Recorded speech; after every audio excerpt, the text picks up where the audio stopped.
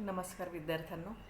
प्रथम वर्ष वाणिज्य मराठी पाठ्यपुस्तक उत्कर्ष वाटा याच्या तिसऱ्या पाठामध्ये आपण आज शिकणार आहोत.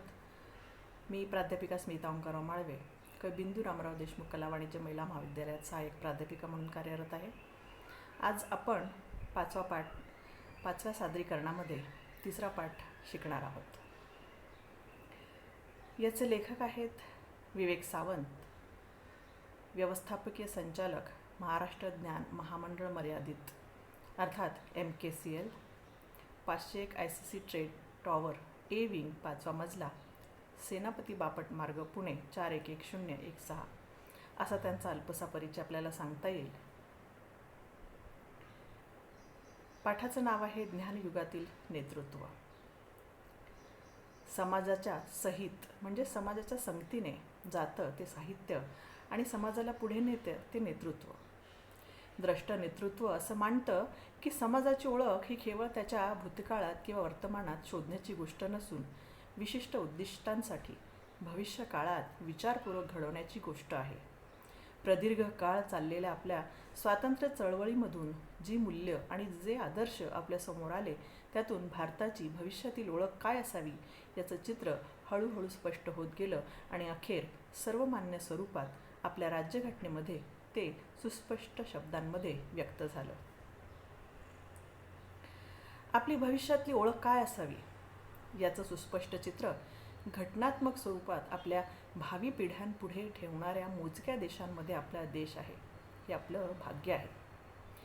ते चित्र प्रत्यक्षात आणण्यासाठी सर्वस्व पणाला लावणे आणि त्या ध्येयपूर्तीसाठी समाजाला दिशा देणे, समाजाची जडणघडण करणे, त्या चित्रातील तत्वांच्या विरोधी तत्वांशी प्रसंगी रचनात्मक सांस्कृतिक संघर्ष करणं आणि ते चित्र प्रत्यक्षात आणल्यानंतर ते प्राणपणाने अबाधित राखणं, संवर्धित करणं हे आपल्या भावी नेतृत्वाचे इतिहासदत्त कर्तव्य आहे आणि तेच त्यांच्या पुढचे आव्हान आहे. आपल्या देशाचा विकास म्हणजे वरील घटनात्मक स्वप्नांची परिपूर्ती. या स्वप्नपूर्तीला खीळ घालणाऱ्या विषमता, गरिबी, उपासमार, बेकारी, भ्रष्टाचार, अस्वच्छता, अनारोग्य, कुपोषण, अज्ञान, निरक्षरता, निकृष्ट दर्जाचे शिक्षण, पराधीनता, अवैज्ञानिकता, दैववाद, सामाजिक अन्याय, हिंसाचार, अत्याचार, शत्रुभाव, असहिष्णुता, असुरक्षितता, अशांतता, दहशतवाद, सांप्रदायिकता, सांस्कृतिक मागासलेपण, बेशिस्त, सुजाण नागरिकत्वाचा अभाव, पर्यावरण अरिष्ट अशा काही जटिल समस्या आपल्या देशात दीर्घकाळ टिकून राहिल्या आहेत. या समस्या पारंपरिक उपायांनी सुटण्यासारख्या असत्या तर अद्याप शिल्लक देखील राहिल्या नसत्या. परंतु यापैकी बहुतेक समस्या दिवसेंदिवस अधिकाधिक उग्ररूप धारण करतायत आणि म्हणूनच त्यांच्या निर्मूलनासाठी आपल्याला अपारंपरिक आणि कल्पक अशा नवोन्मेष उपायांची गरज आहे. असे उपाय इतरत्र कमालीचे यशस्वी होत आहेत. देश असे अपारंपरिक उपाय शोधू शकणाऱ्या कल्पक आणि सर्जनशील नेतृत्वाच्या प्रतीक्षेत आहेत. सातत्याने नवोन्मेष म्हणजेच इनोव्हेशन्स करून जटिल समस्यांचं समूळ उच्चाटन करणारी नेतृत्वाची नवी पिढी निर्माण करण्यासाठी एक पर्यायी नेतृत्व विकास नीती आवश्यक आहे. बघा पुढे लेखक काय म्हणतायत. गेल्या 10,000 वर्षात मानवी समाज शेतीप्रधान, उद्योगप्रधान आणि माहितीप्रधान अवस्थांमधून संक्रमित होत होता आता ज्ञानप्रधान अवस्थेत प्रवेश करत आहे. पूर्वीच्या तीनही अवस्थांपेक्षा ही अवस्था मुळातच खूप वेगळी आहे. पूर्वीच्या अवस्थांमध्ये मानवी समाज ज्ञान वापरत नव्हता असे नाही, परंतु त्यांच्या जीवनामध्ये ज्ञानाला मध्यवर्ती स्थान नव्हतं. मध्यवर्ती स्थान निसर्ग, संपत्ती, खनिजे, कच्चा माल, ऊर्जा, जमीन, प्राण्यांचे आणि माणसांचे शारीरिक श्रम, आर्थिक भांडवल, माहिती, तिच्यावर वेगाने आणि स्वस्तात प्रक्रिया करण्याची क्षमता इत्यादींना होते. या स्रोतांची मालकी किंवा उपलब्धता असल्याशिवाय स्वतःचा किंवा समाजाचा विकास घडवून आणणं शक्य नव्हतं. या अवस्थांमध्ये कुठल्याही वस्तू किंवा सेवेचं मूल्य हे त्यातील ज्ञानाच्या अंशापेक्षा त्यातील जड पदार्थांचं स्वरूप, प्रमाण, ऊर्जा, श्रम, आर्थिक भांडवल किंवा माहिती यांच्या अंशावरून ठरत असे. त्यामुळे इतिहासक्रमात राष्ट्रीय उत्पन्नामध्ये प्रथम शेती उत्पादनाचा आणि मग औद्योगिक उत्पादनाचा आणि त्यानंतर कालांतराने माहितीवर आधारित सेवा क्षेत्राचा वाटा वाढत गेल्याचं आपल्याला दिसतं. 21व्या शतकापासून मात्र नव्या कर्मशील ज्ञानाला अनन्यसाधारण महत्त्व प्राप्त होताना आपण बघतो.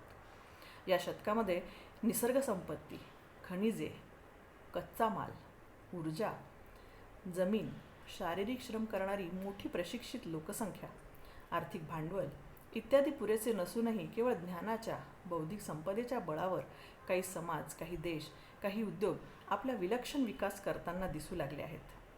हे पूर्वीच्या शतकांमध्ये कधी झाले नव्हते. कर्मशील ज्ञान आणि संपत्ती हे शब्द या शतकात समानार्थी होत आहेत. ज्ञानाधिष्ठित उद्योग, ज्ञानाधिष्ठित अर्थव्यवस्था व ज्ञानाधिष्ठित समाज हे या शतकाचे परवलीचे शब्द होत आहेत. आपलं अस्तित्व टिकवण्यासाठी व्यक्तींना, समूहांना, राष्ट्रांना नवनवीन ज्ञान आत्मसात करण्याची पूर्वी कधी नव्हती एवढी नितांत आवश्यकता आपल्याला भासत आहे. व्यक्तीच्या, समूहाच्या, राष्ट्राच्या आणि एकंदर मानवी समाजाच्या अस्तित्वासाठी ज्ञान, विकासासाठी ज्ञान आणि आत्मसन्मानासाठी ज्ञान अशी ज्ञानाची त्रिसूत्री या शतकात सिद्ध होणार आहे. गेल्या 2 शतकांमध्ये श्रीमंत देश अधिकाधिक श्रीमंत होत गेले ते त्यांनी केलेल्या नवीन ज्ञानाच्या प्रचंड निर्मितीमुळे. केवळ विज्ञान तंत्रज्ञानच नव्हे तर जीवनाच्या सर्व क्षेत्रात स्पर्श करणाऱ्या ज्ञानशाखांमध्ये अत्याधुनिक ज्ञानाच्या निर्मितीचा त्यांनी ध्यास घेतला. हे नवीन ज्ञान समाजातल्या भेदाभेदांना पार करत सर्व स्तरांपर्यंत सतत वेगाने वितरित करण्याचा महाप्रयास त्यांनी केला. हे नवीन ज्ञान जुन्या उपयुक्त ज्ञानाशी जोडत जुन्या नव्याचे एकात्मिक व्यवस्थापन त्यांनी केले. सर्वसामान्यांच्या सर्जनशीलतेला प्रोत्साहन देत या नवीन ज्ञानाचा आर्थिक, सामाजिक विकासासाठी सतत परिणामकारकपणे वापर केला. नवीन ज्ञानाची इंटरनेटद्वारे जोडलेल्या लोकसमूहांच्या सहभागातून सहनिर्मिती, वितरण, व्यवस्थापन आणि सर्व समावेशक विकासासाठी उपयोजन अशा विशिष्ट विकास नीतीतून वर उल्लेखलेल्या त्रिसूत्रीने आकार घेतला. आता या ज्ञानाधिष्ठित प्रक्रियेला विकासाच्या क्षेत्रात मध्यवर्ती स्वरूप प्राप्त झालं आहे व ज्ञानप्रधान सभ्यता किंवा ज्ञानाधिष्ठित समाज आकारत आहेत. ज्ञानाधिष्ठित अशा या विलक्षण संरचनेमध्ये कच्चा मालही ज्ञान व पक्का मालही ज्ञानच. नवी उत्पादने व नव्या सेवांचा मुख्य आशय ज्ञानच आहे. त्यातील भौतिक आशय कमी होत जाऊन त्याची जागा ज्ञान घेत आहे आणि तीही कमालीच्या वेगाने. त्यामुळे या ज्ञानकेंद्री प्रक्रियेमुळे उत्तरोत्तर नैसर्गिक संसाधनाची उधळपट्टी आणि पर्यावरणाचा विनाश टाळून अधिकाधिक लोकसंख्येला चांगले जीवनमान मिळण्याच्या शक्यता वाढत आहेत. विकास क्षेत्रात पर्याय या शब्दाचा पर्यावरणाच्या दृष्टीने यथार्थ असा नवा अर्थ लावणं आपल्याला शक्य होत आहे. स्मार्टफोनची जी किंमत आपण मोजतो ती त्याच्यातील जड पदार्थाच्या वजनासाठी नसून त्यामागील निसर्गविज्ञान, मनोविज्ञान, समाजविज्ञान, तंत्रज्ञान आणि कलात्मक आविष्कार यांच्या बौद्धिक संपदेसाठी म्हणजेच मुख्यत्वे नवकल्पनांच्या आणि ज्ञानाच्या आशयासाठी आहे. जशी कच्च्या मालाची आणि ऊर्जेची जागा ज्ञान घेत आहे तशी शारीरिक श्रमाची जागा बौद्धिक श्रम घेत आहेत. आर्थिक भांडवलाची जागा कर्मशील स्वरूपातील ज्ञान भांडवल घेत आहे आणि भौतिक किंवा आर्थिक मालमत्तेपेक्षा बौद्धिक संपदेला महत्त्व प्राप्त होत आहे. कंपन्यांचे बाजारमूल्य निश्चित करताना आता त्याच्याकडील जमीन जुमला, प्लांट, मशिनरी किंवा आर्थिक मालमत्तेपेक्षा त्याच्यातील तज्ज्ञ मनुष्यबळ, त्यांची पेटंट्स आणि कॉपीराईट्स इत्यादीच्या स्वरूपातील नोंदणीकृत बौद्धिक संपदा आणि त्याचं बौद्धिक स्वामित्व हक्क विचारात घेतलं जाणार आहे. अमेरिकेच्या राष्ट्रीय उत्पन्नातील बौद्धिक स्वामित्व हक्कांच्या मानधनापोटी जगभरातून मिळणाऱ्या उत्पन्नाचा वाटा 35% गेला असून त्याद्वारे 4 कोटी रोजगार उपलब्ध झाले आहेत. अमेरिकेतील एकंदर रोजगारांच्या ते 28% आहेत. अमेरिकेची संपूर्ण अर्थव्यवस्था झपाट्याने ज्ञानप्रधान होत आहे.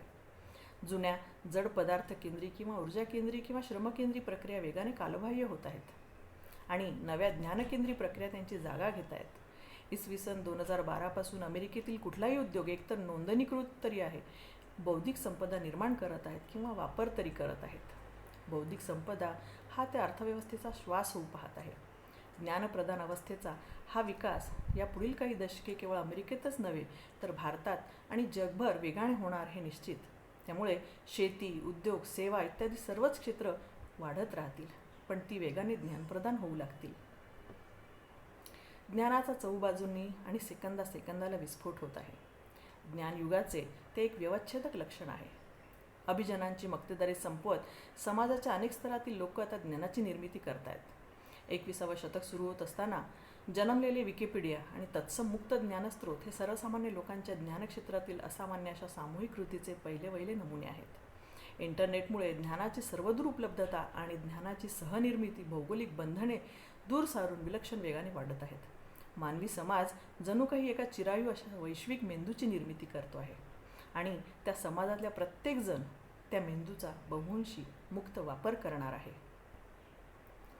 या पार्श्वभूमीवर आता आपल्या देशाला गरज आहे कोट्यावधी गरीब जनतेच्या जीवनातील वर उल्लेखलेल्या जटिल समस्या सोडवू शकणाऱ्या सर्जनशील नवोन्मेषी ज्ञानकर्मींची. अशा असंख्य लोकाभिमुख ज्ञानकर्मींची फौज कशी कार्यरत करायची व ठेवायची हे 2030मधील नेतृत्वासमोरील प्रमुख आव्हान असणार आहे. आपल्या अकराळ विकराळ स्वरूप धारण करणाऱ्या वरील समस्यांची अशी अपारंपरिक सोडवणूक न केल्यास प्रगत देशांचा आणि बहुराष्ट्रीय कंपन्यांचा नवा ज्ञानाधिष्ठित साम्राज्यवाद आपलं शोषण करेल आणि आपल्या स्वातंत्र्याला ग्रहण लागेल. राज्यघटनेत अभिप्रेत असलेला आदर्श समाज आपण प्रत्यक्षात आणू शकणार नाही. आपल्या मागासलेपणाचा गैरफायदा उठवून उद्योगप्रधान देशांनी केलेल्या आपल्या शोषणाचा इतिहास फार जुना नाही. आजही त्यांच्याकडून ते मोठ्या प्रमाणावर चालूच आहे. आपल्या देशातील 80 कोटी लोकांच्या भीषण दारिद्र्याचं ते मुख्य कारण आहे. आता तसंच शोषण नव्या ज्ञानाची मक्तेदारी मिळवणाऱ्या देशांकडून होईल. आत्महत्येच्या दुर्दैवी मार्ग निवडणाऱ्या आपल्या शेतकऱ्याला केवळ आर्थिक पॅकेज देऊन त्याची आत्महत्या टळणार नाही. त्याला संजीवक आणि स्वावलंबी शेतीसाठी त्याचं केवळ उत्पादनच नव्हे तर उत्पन्न वाढवणाऱ्या नव्या कर्मशील आणि किफायतशीर ज्ञानाचा आणि बंधुभावी संवादाच्या सातत्यपूर्ण पॅकेजची गरज आहे. दारिद्र्यमुक्त विषमतामुक्त सर्जनशील नवोन्मेषी स्वतंत्र वृत्तीच्या आधुनिक नैतिक जीवनमूल्य जपणाऱ्या पर्यावरण संवर्धक आणि लोकशाही समाजाच्या निर्मितीची जबाबदारी असे ज्ञानधिष्ठित समाज विकास केंद्री नेतृत्वच पेलू शकेल. आपल्या देशापुढचे दशकानुदशके रेंगाळलेल्यावरील जटिल समस्यांची सोडवणूक शासकीय किंवा खाजगी किंवा सामाजिक क्षेत्रातील एकट्या संस्थांना स्वबळावर जमलेली नाही हा इतिहास बोलका आहे. त्यासाठी वर विशद केलेल्या ज्ञानप्रधान मार्ग चोखाळताना एका रणनीतीची जोड आवश्यक आहे. ती म्हणजे शासकीय क्षेत्र, खाजगी क्षेत्र आणि सामाजिक क्षेत्र यांची भागीदारी टिकाऊ व यशस्वी करून दाखवणं. 2030मधील नेतृत्वासमोरील हे एक महत्त्वाचं आव्हान असेल आणि हे करून दाखवण्यासाठी उदारमतवादी व सर्वांना बरोबर घेऊन जाणाऱ्या आश्वासक नेतृत्वाची गरज आहे. शासकीय यंत्रणेत प्रभावी नेतृत्व, लोकाभिमुखता, विश्वसनीयता असेल तर चमत्कार वाटावा इतक्या प्रभावीपणे काम होऊ शकतं. जटिल समस्यांच्या निवारणात शासनाचा पाठिंबा आणि सहभाग हवाच.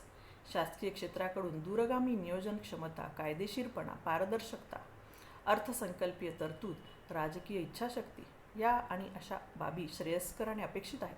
पण शासकीय दप्तर दिरंगाई पुढाकार घेऊन काम करण्यापेक्षा सांगकामे आणि कामसांगे यांची गर्दी, विलंब, एकाधिकार, कार्यपूर्तीपेक्षा कार्यपद्धतीला किंवा कार्यप्रणालीला अवास्तव महत्त्व, काटकसरीचा अभाव, संसाधने पैशाची उधळपट्टी, सर्वंकष नियंत्रण व त्यातून बोकाळणारा भ्रष्टाचार व अन्याय दमन मात्र नको. खाजगी क्षेत्रात विशेषतः लघु आणि मध्यम उद्योजकांमध्ये उद्यमशीलता आणि प्रयोगशीलता असते. महत्त्वाकांक्षेपोटी पुढाकार घेण्याकडे कल असतो. ग्राहकांशी संवाद साधण्याचं कौशल्य असतं. संधीचे सोनं करण्याची चपळता असते. कमी वेळेत उद्दिष्टपूर्तीसाठी लागणारी एकाग्रता आणि व्यावसायिकता आणि कार्यक्षमता देखील असते. लक्ष्यपूर्तीचा अपेक्षित फलनिष्पत्तीचा ध्यास असतो. जोखीम स्वीकारण्याची धाडस करण्याची जिद्द असते आणि बाजारपेठेतील स्पर्धेला माफक नफ्यासह आर्थिक आत्मनिर्भरतेला पर्याय नसतो याची पक्की जाणीव असते. सबबी न सांगता आणि येणाऱ्या अडचणींवर कल्पकतेने मात करून ग्राहकाला वेळच्या वेळी उत्पादन किंवा सेवा देण्यासाठी प्रयत्नांची पराकाष्ठा करण्याची तयारी असते. गुणवत्तेच्या बाबतीत ग्राहकाभिमुख राहण्याची जबाबदारी असते. या श्रेयस्कर गुणांची देशाला गरज आहे. पण अधिकाधिक नफ्याचा हव्यास, सामाजिक व पर्यावरणीय उत्तरदायित्वाचा अभाव आणि साधन सूचीचेचा अभाव मात्र नको. सामाजिक क्षेत्रात कार्यरत असलेल्यांना उपेक्षित, दुर्लक्षित, वंचित, विस्थापित, पीडित, शोषित, गरीब आणि दुर्बळ अशा तळातल्या समाज घटकांच्या वास्तविकतेचं सतत भान असतं. त्यांच्या हितासाठी समाज परिवर्तनाचा आणि सर्वसमावेशक अशा आर्थिक सामाजिक विकासाचा ध्यास असतो. धोरणात्मक दिशा असते. प्रचलित व्यवस्थेची सखोल निष्ठुर समीक्षा असते. संघटन असतं. लोकसहभागावर विश्वास असतो. समस्यापूर्तीसाठी अभ्यास, संशोधन, ज्ञान निर्मिती केलेली असते. त्यावर आधारित पथदर्शक असे विधायक कार्यही अनेक वेळा असतं. विषमतेविरुद्ध आणि अन्यायाविरुद्ध मनस्वी चीड असते. मूल्यनिष्ठा, त्याग, सेवावृत्ती, समर्पित वृत्ती, प्रसंगी संघर्ष करण्याची तयारी असते. सामाजिक क्षेत्राच्या या बाबी श्रेयस्कर आहेत, पण जटिल समस्यांच्या सोडवणुकीसाठी खाजगी क्षेत्राच्या सहभागाकडे सकारात्मक दृष्टिकोनातून बघण्याची आवश्यकता आहे. तसेच केवळ दानाच्या व दयेच्या प्रेरणेने कोट्यावधी गरिबांना न्याय मिळेल हे भाबडेपणही आपल्याला बाजूला ठेवावे लागते. या तीनही क्षेत्रातल्या त्याज्य संभाव्यता निग्रहाने जर बाजूला ठेवून त्याच्या श्रेयस्कर वैशिष्ट्यांचा मिलाप घडवून आणणे अपरिहार्य आहे. ही तीनही क्षेत्र परस्पर सहकार्य आणि समान सामाजिक उद्दिष्टांसाठी वर उल्लेखलेल्या स्वप्नपूर्तीसाठी कार्यकर ठेवणारी टिकाऊ आणि संस्थात्मक संरचना निर्माण करणं हेच 2030 मधील नेतृत्वासमोरचं मोठं आव्हान आहे.